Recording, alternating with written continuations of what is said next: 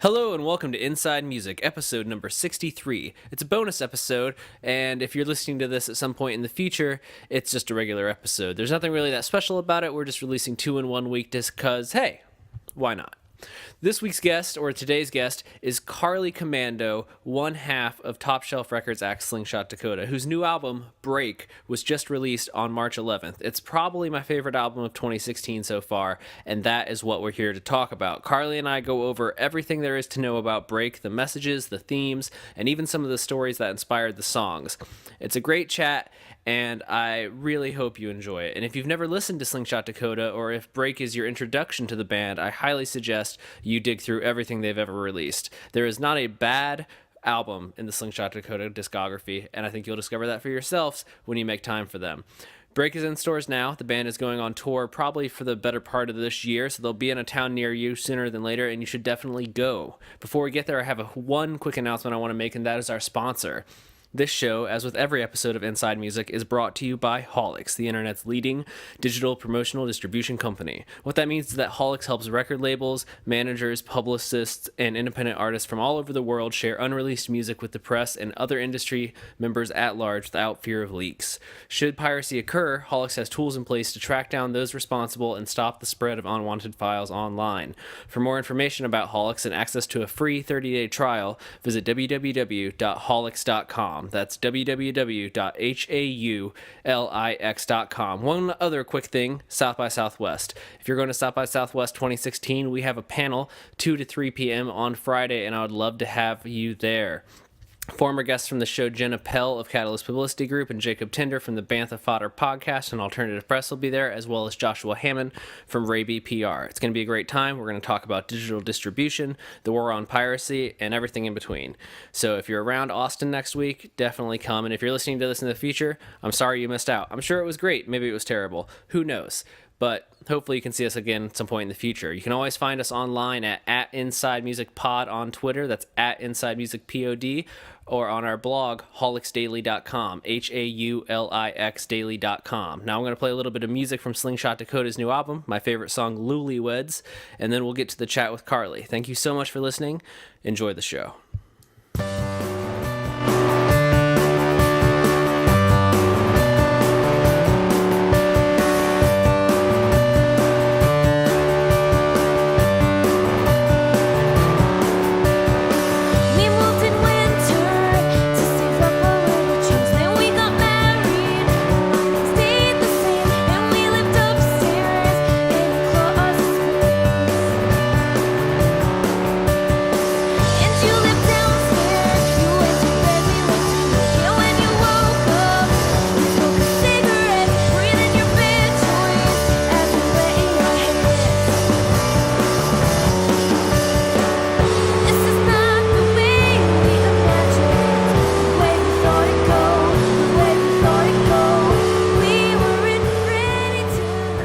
So how's your day so far? My day is great. Just getting ready for a tour and entering all, the venue stuff that I need to enter in for various data collecting sites, which is real fun. Ooh. And getting laundry done and just taking care of all the stuff around the house that I need to take care of before we leave. So, yeah, I just have a really boring to-do list, which is, a nice opposite vibe to actually being on the road. So this is like the calm. You have the boring versus the exciting. Yeah, so yeah. This is the mundane. Go ahead. Mundane the next few days, and then tour. So I'll take it. So this is like the calm before the storm. Yeah, kind of. I think the only exciting thing we have planned is me and Tom are going to go out to dinner tonight to celebrate the record, because we haven't really done any kind of sit down to just look back and be like, holy crap, this thing is out and we did it and we're really proud of it. So we have that happening. But yeah, other than that, it's like very, very boring, pay the rent, pay the taxes kind of thing happening right here. All right. That's not bad. My day It's life. My day is like as exciting as yours so far, except for about 20 minutes ago, I got hit by a car while I was walking home. No, you okay? Oh yeah, I'm okay right now. I mean, I think so. Whatever. So I kind of pull double duty when I'm not working at where I work and we do this show for. I do movie reviews for Substream Magazine, who I'm sure you're familiar with.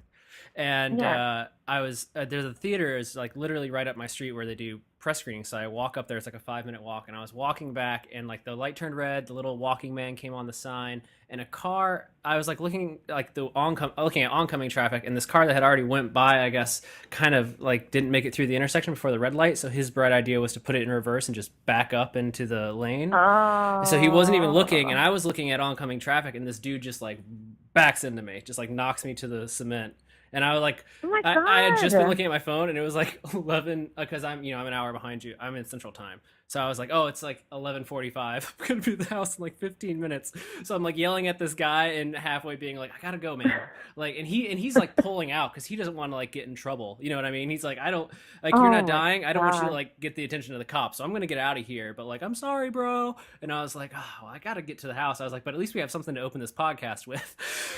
Yeah. Oh my gosh. Did you get any information from him though, or No, he no? just took off. Like, when you first I first get up and I'm like I'm putting together what happened. My first reaction is like call this dude an asshole and like hit his car and be like, what are you doing? Yeah. And he takes off before I even have the thought to be like, what is your license plate number? Because I'm mostly like, am I bleeding? Am I broken?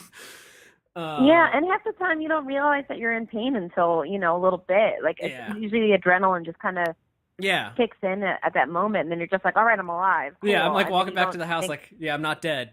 I got something to do, but I'm sure like when we get off this, I'll be like, just a big deep breath. oh my gosh, I'm so sorry. That's so awful. I'm mad at this person. It was a pretty bad thing to do to a person. I have to say, like, Yes. I was just like looking the other way at this bus that was coming up the street, and the guy was like waving at me, like, "Yeah, you're fine to keep crossing." And then out of nowhere, it's just like a pain in my side. I was like, "What the car?" Oh my gosh. We literally just saw that happen yesterday. Where the guy didn't get hit, but we were in Philly and we were pulling up to WXPN, and it was pretty much like rush hour is 5 o'clock. Everyone was getting out of work, so it's just the pedestrians are crossing the street, and all of the cars are pretty much obeying the street lights. But one car, didn't make the light, and in an effort to be nice, backed up, but wasn't paying attention to the fact that there's people crossing. So stupid. So like in his thing, trying to be nice and like not block the crosswalk, he had failed to just look behind him to see that there was a stream of people that just decided to make the crosswalk behind him. And, Tom's just yelling like, dude, this is not worth it. Just stop, stop reversing. And we watched this dude just like barely, make it as he's reversing. And, I'm just like, oh my gosh. Yeah. So I feel for you. Oh It's my okay. gosh. I'll be all right. I was excited to get to this. Take a nice bath. Yeah. Take what is it?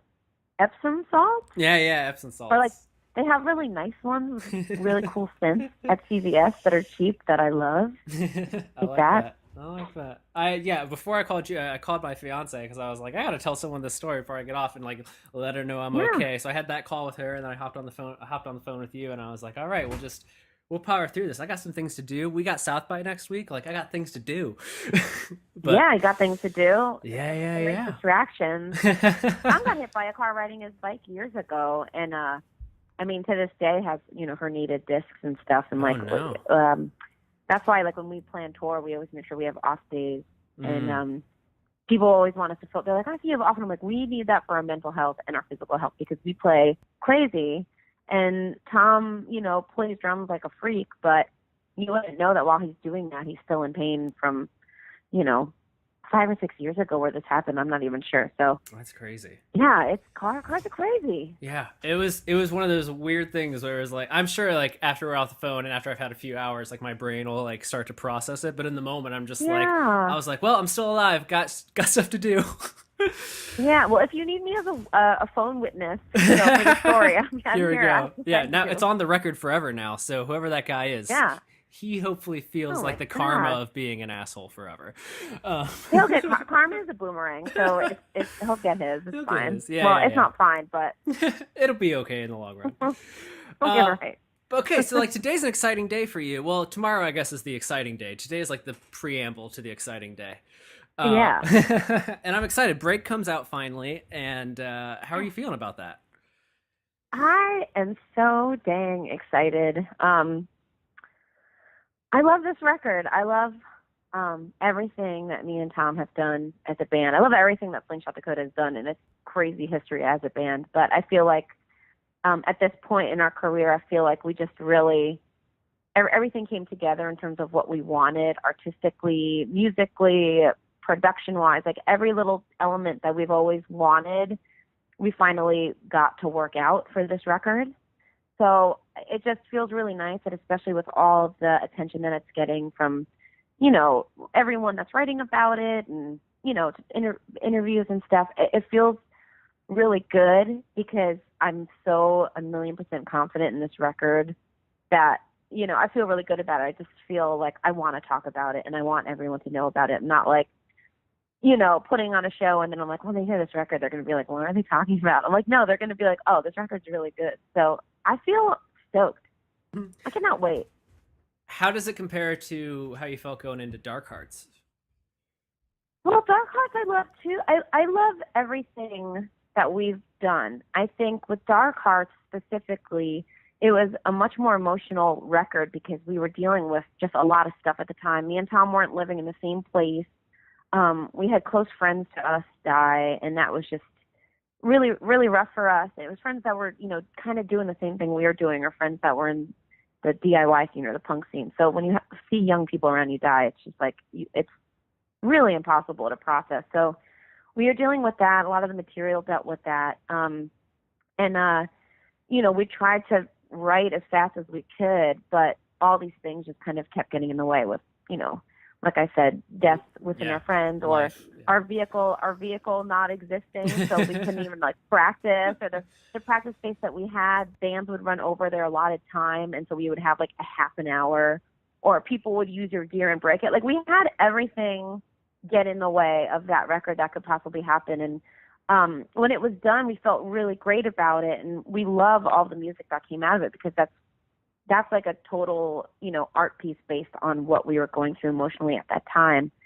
So I love all that stuff. But I think the difference between Dark Hearts and Say Their Dreams Are Dead and Break is that we still have the same emotional growth and we're still writing about what we're going through. But I think listening back to all those records as artists, we're like, okay, what can we improve on? What do we wish we could have done better, either musically or production wise, or the artwork or whatever. And like artwork on I love all of it. So, you know, it was more like for us, how can we make this sound better? Because at the end of the day, we're going to be our harshest critics. And as a singer, like Tom doesn't really sing. So I feel ultimately a lot of stuff falls on me. So sometimes when I listen back to old records, I'm like, I wish I was really singing that. I wish I was really present with that. I wish my emotions were coming out. And I'm sure they came out well, but I think with Break, I just really focused on all of the things that I had kind of written down that I thought I could do better from previous records, and just really honed down on them. And Todd Scheid, who recorded and produced Break, was just really great with ideas and would just really inspire us to do different things or approach ideas a different way. And even if they didn't work out, it was nice to kind of have a comparison of ideas and to get inspired through that. And he just really gave us a lot of confidence, you know, with the record. We were already really stoked on the songs, but he just helped give us like a newfound confidence, you know, on top of what was already there. And then with that, I just felt like we just created a really banger of a record in terms of the fullness of sound and, you know, just with where, you know, the vocals are at. I feel like I finally sang on this record as opposed to other ones. I feel like I was singing the lyrics, but I finally feel like now, you know, I just was really in it. And I just think I learned so much from everything else we've done in the past. And I love all that stuff. And it's still incredibly important to me. But I think on a production level, and then also on the level of representing what me and Tom actually sound like live, I think that this record just perfectly encapsulates everything that we've always wanted. So I am, you know, I'm so excited. I couldn't be more proud of this thing. I think you should be proud of it. I mean, you already know that I love it, so I'm preaching to the choir here. I know, you're so sweet. Thank you so much. Your excitement over it, just like, I mean, when me and Tom were done with the whole thing, we said, I don't care what anybody says. This is amazing. We love it. You know, it's really rare that we'll record a record and listen to it over and over again because it's your art. You kind of, it's like actors watching their movies. They're like, I don't like to watch it or whatever. Yeah. It's kind of been that way with me with my own music, but with Break, I was addicted to it. I said, no matter what, I feel so good about this in my heart that I don't care what happens. But I think you were one of the first people to just give us the kindest words when I guess got the stream link for it, and it just kind of validated me in this way. I'm like, oh, sweet, it's not just me who's really proud of this baby we made. Well, it felt really great, so thank you. Well, no problem. I mean, you earned it. It was just me being honest. But it's one of those things where I feel like your band name is one that is always kind of floating around. And I was a blogger before I worked at the place where I work now, and that's where your record stream was hosted. So I tend to be pretty up on the list of like first people to receive albums. And I had heard Dark Hearts and I'd heard the other stuff, but I don't know that I'd ever just kind of made time to sit back and kind of let it wash over me. And that's something we really try to do at Holics, is like when new albums come into my inbox, I'll be like, okay, this is what we're going to listen to today because this is what our clients are like trying to promote. Let's figure it out. And most of the time I'm like, oh, it's good or it's whatever. But this record specifically, I think I heard it in like January. Whenever it first came in my inbox, I was just like, holy shit. Like it's weird. It's weird to be like 10 days into January and be like, this album will probably be on my best of list. We're starting off strong. Aww. That's really sweet. Yeah, go ahead. It's just, I think what we were going for too with this record is that, we had the really sad emotional record because that was what was going on. And with this record, life is still happening. There's still people close to us dying, and we're all getting older. Our families are getting older. But I think at the root of it, me and Tom are still fighting to do this damn thing. And like, this is what we love doing. And, not to play the underdog game, because I don't want to keep saying that, because you ultimately become what you say, all these things. And I worry about that. But I feel like we've been around for so long, and, we've been touring, we've been writing, and, maybe on recording, this one is the best one that shows who we are, which is really helpful. But we've been around, and so we've kind of just always had this fire that's like, we need to keep going, and we're going to keep, no matter what people say or whatever the case is. And with this record, we just wanted it to be really good. And we also, for me specifically, I just wanted it to be really warm, and I wanted it to feel familiar with people, because that's something that I feel like I've been missing out on music lately, where when I first got into music, like the first record that I listened to on repeat all the time was Weezer's Blue Album.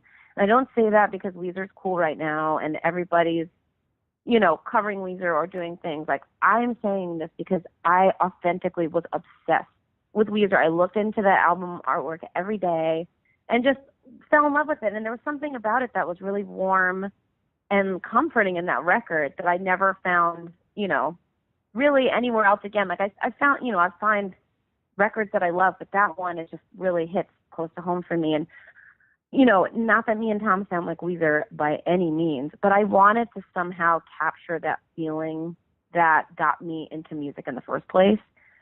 And I just wanted to write something that would maybe do that for someone else, like this just really comforting, familiar record that, whatever it's about me and Tom, it's about my family, it's about, someone that I know that was deep into drugs and like wasn't getting any help from her family, and whatever all the songs are about. I just wanted them to feel really warm, and like it was someone that you knew, like talking to you, that you could just identify with. And I don't know, I just feel like this one's different in that regard compared to the other one. No, I get that. I think you hit it on the head pretty well there. I mean, I feel like most artists today, especially in your particular genre of music, are trying more and more to kind of share a personal piece of themselves, and it almost seems like sometimes someone's putting their diary to music. And there is a very personal element to this album, but I think you write in such a way that it's also very relatable, because it feels specific to you, but yet there's something about it that everyone can kind of connect to. Maybe it's like an emotion you're expressing or something, and even though you're telling what is clearly a personal story, like, the themes of it resonate with whoever is hearing the story. Absolutely. And I think that's what defines me and Tom, is that we're very genuine people, and if there's something that we don't like, we don't do things that we don't feel comfortable doing. whether it's like a cool new genre that's, that's trendy. Like we don't follow that kind of stuff. Clearly, we've been going against the grain for a long time, having a keyboard, in punk or whatever, which I'm really happy that it is starting to become, acceptable. People aren't just rolling their eyes anymore at us, but we've always just been ourselves. And I think, sometimes you just feel like you have to do something a certain way to please everybody. And with this record, this record mimics who we are as people. Like, we don't surround ourselves with people that are negative or that we don't like. We surround ourselves with people that we love, that inspire us. And in the whole music industry thing, especially with this record, I mean, there's certain games that people play to get where they want to go, and I totally understand it. I do music licensing, so I know what happens, but this is me and Tom's love of life, and there's no compromises with it. It's, it's literally our heart on our sleeve musically, and then when you deal with us as a band on tour or whatever, you're getting us. You're not getting any fake people that are trying to do anything, and I think that's what resonates with the record, and I'm really glad to hear you say that, because that's who we are as people. We don't mess around. If we don't like you, we don't like you. We're not going to, we're not going to just be phony, because it's too much time wasted. I'd rather just live my life and play music and meet other cool people playing music and support them, and just have this really great support network of people that just really believe in what they're doing and who are really kind and really sweet and sincere. And I just don't have time for the rest. So I think that part comes through. And I feel like as you get older, I don't know how old you are. I'm getting pretty close to 30 myself, and I feel like as you get older, you realize just how little patience you have for people that aren't real on that level. You're like, I don't have time for that. Yeah, dude, I just literally an article that was like some girl murdered someone for sending her Candy Crush things, and everyone in the comments thought it was real, and I'm like, you all know this is a satirical site, right? And then someone commented, like, the person that commented it or posted it was like, I'm going to call you buzzkill. And I'm like, you're the one that commented, this is crazy. So clearly you didn't know. And also, why am I wasting my time on this? Why are you legitimately getting mad at me just for giving you a nudge? And I'm like, oh my God, I wasted my time commenting on this. Oh, this is just so stupid. Like, and that's why I'm just like, why? Like, this is so stupid. Get off the internet and just... Yeah. I do the same thing though, where I catch myself being frustrated about someone else's what I perceive to be like a lack of direction or like a stupidity, and I'm like, why am I allowing myself to get so mad about their shortcomings or my perception of their shortcomings? Stupid. Yeah, it's weird. And then they get mad. Like my friend, I think like maybe he's kidding. I don't know. Got like semi annoyed at me. I'm like, dude, there's people commenting on your thing that like legitimately are freaked out, and my family, who I love, for a while was sharing those kind of articles that was like a haunted house that murders children as they go in. And I'm like, dude, just look online. It's fake, But they had posted it like 100 times in a week or something. I'm like, dude, I love you. I know you're looking out for your family and your kids, but this haunted house is not murdering kids. And just go on Snopes. You mentioned the artwork earlier of the album, and I was curious about it because I love it, and it's so, I don't know, it does summarize, I think, what's happening in the record a lot, but where's that come from? Well, David Brandon Geating is our friend. We've known him for forever. And he is just an amazing photographer. And he did the artwork for Slow Warm Death, and we loved it. And so we contacted him immediately, and we're like, want you to take photographs for our record. Here are the ideas. Here's the record. Go with it. And I think he gave us maybe like a first pass of images that he was working with. And I think maybe the flowers were in it, or maybe there was something, like he was really close to the idea that we wanted. And then we kind of discussed it with him, okay, we really want to focus on breaks, so things breaking, whatever. And then I think the second pass of images that he shot were all the ones that we ended up using for the record. So we just really let him interpret our record in his beautiful way. And then the stuff that he came up with just was killer. Yeah, and that's it. It's super simple. Yeah. How about the album title itself? Like, was that always the title? Did it come after the songs are written? When does that come in? I think it came during. I think we had probably had like a bunch of different ideas. I'm sure I put it in my iPhone notes.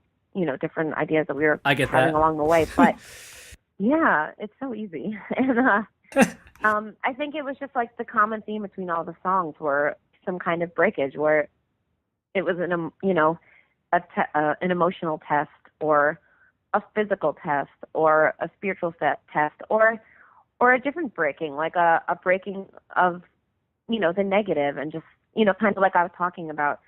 You get older, you want to surround yourself with people that get you. You don't want to waste your time fighting with someone on Facebook about a dumb fake website.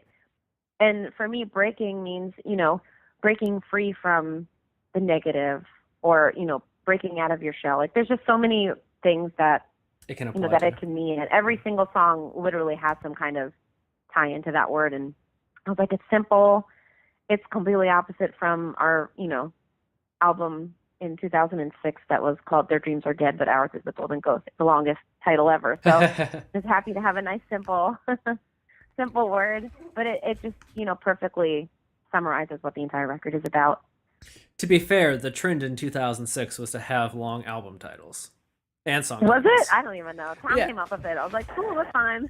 I always feel like like that 2004 to 8-ish, that was when a lot of bands were like, let's have sentences for album titles. Is that when the world is formed? Yeah, around that. Yeah, I think we've hit on this a few times, and I do feel like this is an album that does hit that breakiness, but it also just feels like it's an album kind of about how your perspective changes as you get a little older. And Paycheck's what initially gave me that idea, where it's like you might have the same life that you had, to more or less, but you really start to kind of get a different perspective on things, and that kind of comes out, I think, in this record. Does that make sense? Yeah, for sure. Yeah, and that's ultimately, Paycheck specifically is about when I was in New York City and I worked at a restaurant, and I was going on tour all the time and then coming back and working, and I just felt like sometimes I worked with people that were actors and artists and doing all kinds of things, and they would always be like, well, you don't understand my life, like my life's so crazy or whatever, and I'm like, well, we're all living, so like all of us are going through crazy things. They're not going to be identical. Every single journey is unique, but I probably understand you more than you think. And it's weird when people like put that like barricade up, like you don't understand. Like I probably do somewhat, or I can relate on some level. And the whole point with Paycheck is that at the end of the day, we're all just trying to pay some bills and do whatever it is we're doing, whether it means pursuing a dream or whether it means literally just raising a family and like being chill all the time. It could mean whatever it is for the listener, but I think the point is just like sometimes you get worked up about things, or you feel like your journey is the most important thing on earth, and you kind of lose sight of the people around you that are supporting you, or the people around you that are doing the same thing, and they can relate to you, and you can unburden yourself with like that that feeling of just like, no, I have to do this is my thing, you don't get it, or whatever, because it's really easy to fall into that mindset, and it's kind of when the ego takes over, and you're like, no, there's other people doing stuff. Like we're all just trying to get through. That's all. Yeah, I think again, a big part of growing up is that realization that like, oh, I know that this is my journey, and it means the entire world to me, but like no one else sees it that way. They all see their own journey as being the most important journey, whatever it is. Absolutely. And then it's just like sometimes it's it's hard, and like even like with that band, it's hard because obviously I have to promote what we're doing, but I also want to promote everybody. Like I want to just post about every single record that's coming out, but then I'm like, crap, I can't post 8 things on my Facebook page, A, because it won't show up because of Facebook being Facebook, but B, because I have to support Topshelf and make sure that I'm posting a million things about our record to help everybody out. And, I don't want it to come across as like my journey is all that matters. Like I'm stoked on all of my friends doing cool things. I'm stoked on my family doing cool things, or just, getting through life, because that's the hardest thing. Even if you have everything going for you, life is just weird and crazy. And I feel like sometimes like, you want to feel the support from other people that you're doing it, whatever it is. No, you're absolutely right. Sometimes it's just nice to, it's also, I found that sometimes it's nice to allow yourself to kind of take a vested interest in somebody else's journey, even if it's just for like a few days or a few hours, just to be like, what is it you're working towards, and kind of get out of your own head. It can kind of help you better navigate your own stuff. Absolutely. I love it. I mean, it's weird balancing that, like, keeping on track of our social media for the sake of our band, but then also being stoked on other people, because I am genuinely stoked on other people. And like, like that's why, I'm like, I don't want anyone to think that I'm just like obsessed with my band. Like there's the things that I have to do because it's my livelihood, at this point, but I'm also absolutely stoked on my, all of my friends doing things. And, whenever I'm on the internet or I get on the phone and I text them and call them and see them in person on tour, I'm just like, you are crushing it. I love you. I'm so proud of you. And, I just try to get out of my own head because it's easy for me to get there too. I'm not, just because I'm aware of it doesn't mean that I don't do it. It definitely happens. And it's especially on tour when you're like, did we play well? Let me check on Twitter. Let me see what people said. It's really easy to get in that brain set. And so I just try to be aware and get out of it as much as I can. I mean, that's really all you can do at the end of the day. Just try to be better at it. Yeah.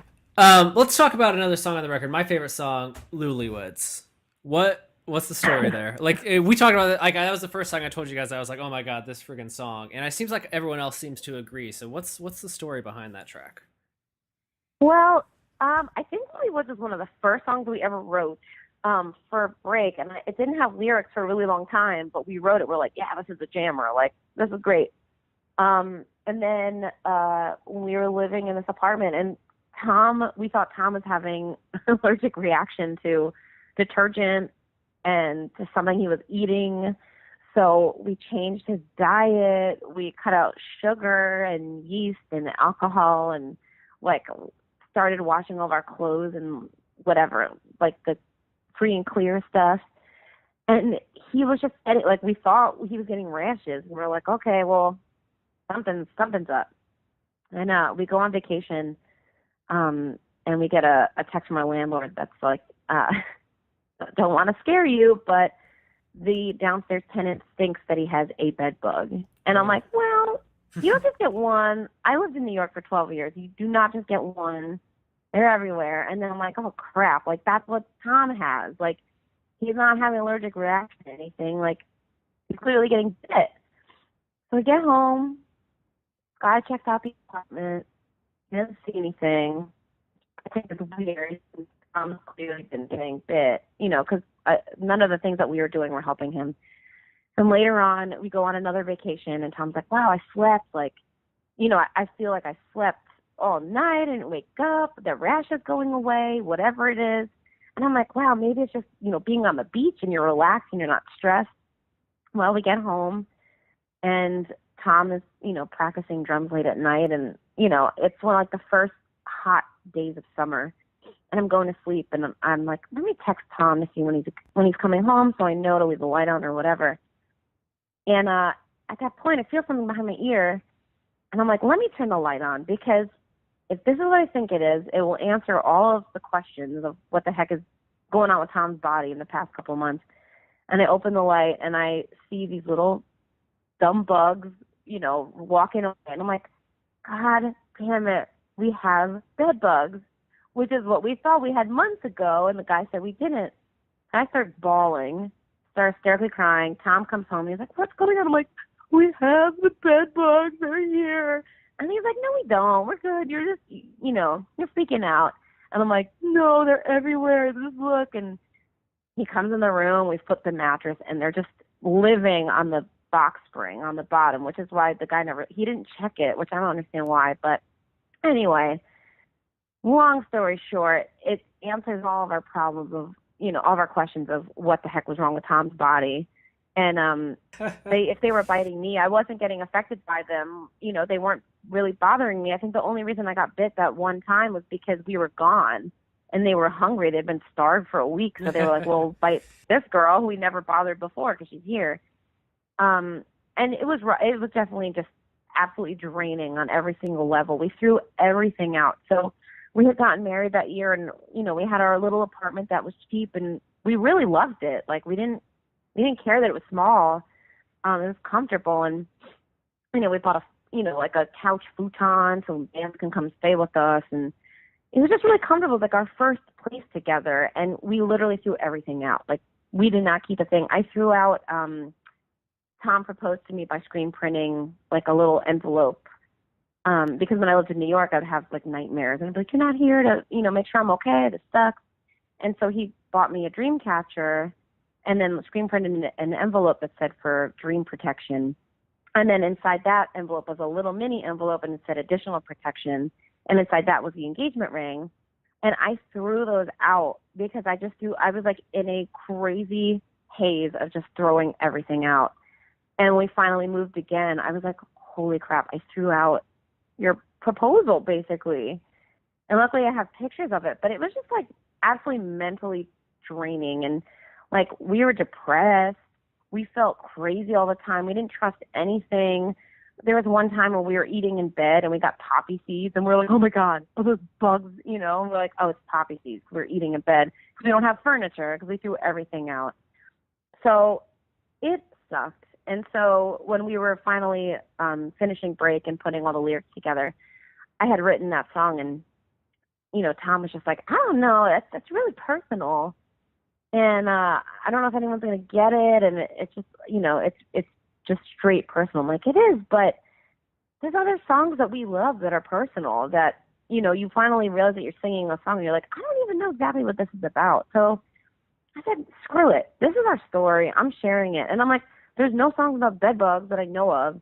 And there's other people that go through this that probably feel just as crazy as we did and still do for a little while. So, I said, screw it. I don't care, Tom. Like, I'm doing it. He said, okay, go ahead. This is, go for it. And so, I'm like proud of it because I'm like, I don't know. There's other people that have gone through this, and you seriously feel crazy. Like, I don't know if you've ever experienced it. You feel crazy. You feel like everyone is judging you. You feel like everyone thinks they're going to get it, which they won't if you're really diligent about, cleaning your stuff or just basically throwing everything out. And I don't know. It really took, I would say, 6 months to a year after the entire, after everything, after throwing everything out, even after moving, just to feel normal again, because we just lost it. We literally lost our minds and all of our stuff. That is a crazy story. Yeah, thanks. It sucks, but at least we got a jam out of it. You got a jam out of it. You got this ridiculous story you can tell, and I'm sure more people will ask you to tell it in the coming months, so you got this. I know, and hopefully people still let us stay with them and not think that we have bed bugs, which we do not at all. We are so free of those things. Just to be clear, you do not have bed bugs. We do not have them. We are really clean and amazing house guests. Okay, well let's talk about what you guys have on the horizon real quick. So is South by your first stop? So we play the University of Delaware on Saturday, and then we drive to South by. We're playing the Topshelf Father-Daughter Records Showcase at the Grackle. And then the next day we play the Polyvinyl Flower Booking Topshelf Showcase at the Sidewinder. And then I think we're doing a Brooklyn Vegan Day Party, and there's another Emo Presents showcase on Saturday. I think that's at Swan Dive. We're playing that too. As far as I know, I think those are the shows that we have. Oh, have you guys done the this South by Southwest shuffle before of a bunch of shows in 2 or 3 days? We have. I think we did it mostly unofficial. I think the one time we went down, the shows that we played, it was a Top Shelf show, and then we played, I think, 2 other shows.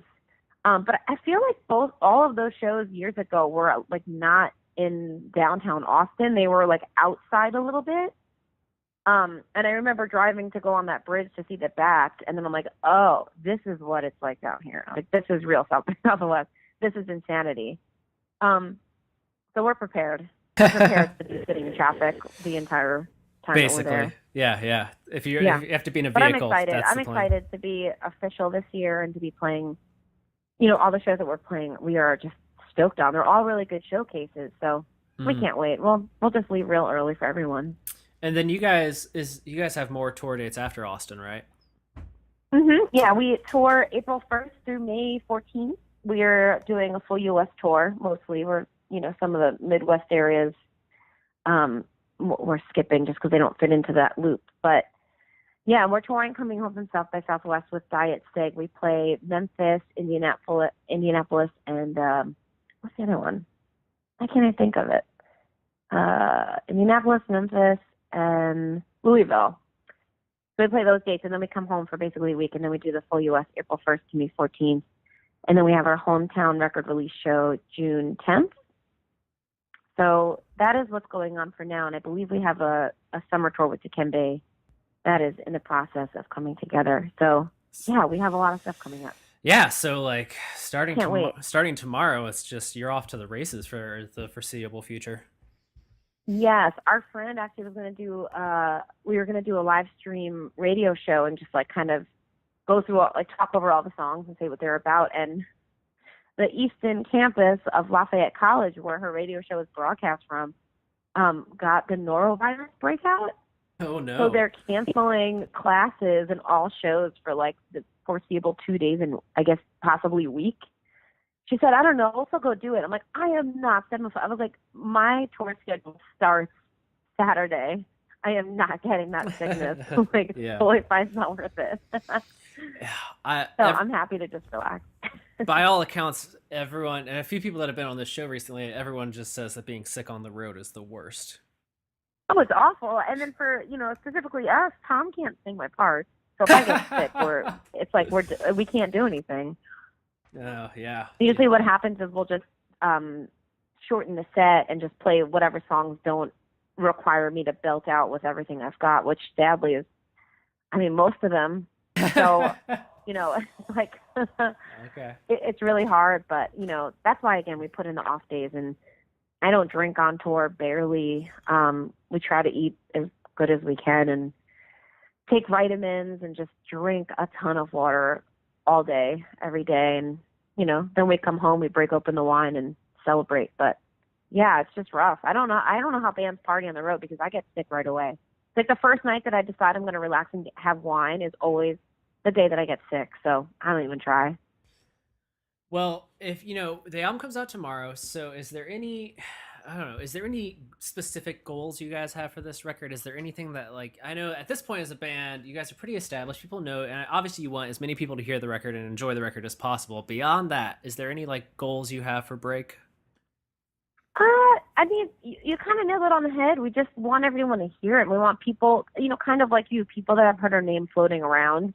If there's any record for them to listen to now, it's this record. It's amazing, and I think that it just really illustrates who we are as people and as musicians. And, I would like to continue the road that we've been on. And me and Tom have just been doing a really slow and steady climb, which I'm down with because, I think it's dangerous to just get super hyped up and then forgotten about. So I'm stoked that at this point in our band's career, we have people that have been following us from day one, and we have people that have just jumped on. And I feel like we're in a really stable place as a band, but I would love to just keep that climb going. And no matter what happens, like I said before, we're going to keep doing it. So I just hope that more people catch on to us and that we can keep touring and just keep doing this. And a very superficial goal of ours is we want to play late night so bad, just because it seems so scary and crazy that we want to do it. So that's a goal that we have. I think that's an achievable goal. Right? I know. I think we would crush it because, we stay up late, we watch it, and Questlove is my dream boat besides Tom. So I would love to just play in front of him. I think is a huge goal of mine. Let him see your talent. We seriously just want to play everywhere, honestly. Yeah, I would love to play in front. I served him when I worked in a restaurant, so technically he should pay it forward and have me on his show. If you're listening, Questlove, come on. Yeah, if you're listening, Quest and Jimmy, we love you. Please let us perform for you. No, we'll keep doing what we're doing because we're in love with what we're doing. We're in love with each other, and we're in love with, seeing our friends on tour and getting inspired by other musicians along the journey. So we really just want to keep doing what we're doing, and we just hope that more people catch on to us. Well, I hope the same, and I wish you the best of luck. This will probably, I was going to release this tomorrow. I want everyone to listen to the record tomorrow, and that's what we'll tell people. And then on Saturday, we'll release this, and everyone can kind of hear you talk about it. So they have a day to soak it in. Yeah, thanks. Thanks to everyone who's listened to the record. If you're listening to this podcast, we appreciate it like crazy. It seriously has been like a crazy journey for this band, and with Break coming out, like right before it came out, we didn't even know what we were doing as a band. We didn't know if we were going to take a break and own a business in our hometown. Like, we were going to own a coffee shop. So we were basically going to put everything on hold. And so choosing to continue this journey, I'm just really stoked that we did, because now hearing the record and seeing the record, I know that it was the right decision. And, you know, it was just a rough ride. I mean, it was just really emotionally challenging to write something and believe in yourself and just kind of quit your job and put all of your eggs in that one basket. And so it means the world to me and Tom for people to support what we do, and even just to give it a shot, you know, even if you're just listening to it, even if it's not your cup of tea, the fact that you would listen to it and just give us a chance means more than you know. So I want to thank everybody, you know, that supported us along the way, and, you know, you for doing this podcast, and just everyone that's been really sweet to us. We really appreciate it. Well, I think you completely deserve it, and I wish you the best with this record, because it's phenomenal, and I'm going to keep telling people to listen to it until everyone does. And we get to meet each other in like 5 days, 6 days, something like that. I know. I might go against my alcohol treatment at South by, because I just feel like I want to toast everybody. So, you know, we'll see. Yeah. I'll try to keep it to a minimum. Yeah, I'll definitely be at the Top Shelf and Father and Daughter, but I might sneak off to see you guys twice. We'll see how it goes. Yay! Also, I look forward to meeting you in person. I can't wait. Definitely, and if anyone else is listening and is going to be at South by, come hang out at the Father Daughter Top Shelf party. There's a lot of great bands playing in addition to you guys, so everyone should come. Oh my gosh! All of the shows are incredible. Yeah. You guys are on all amazing bills. Thanks. Yeah, we lucked out. We're stoked. We can't wait. All right, well, I'll let you get to your day, but thanks so much for taking a little time to talk to me today. Thank you for talking to me, and I hope you feel better. Hope your body recoups well. All right, well, I'll let you know when I see you next week. Sounds good. Thank you so much. Have a great day. Bye, you too.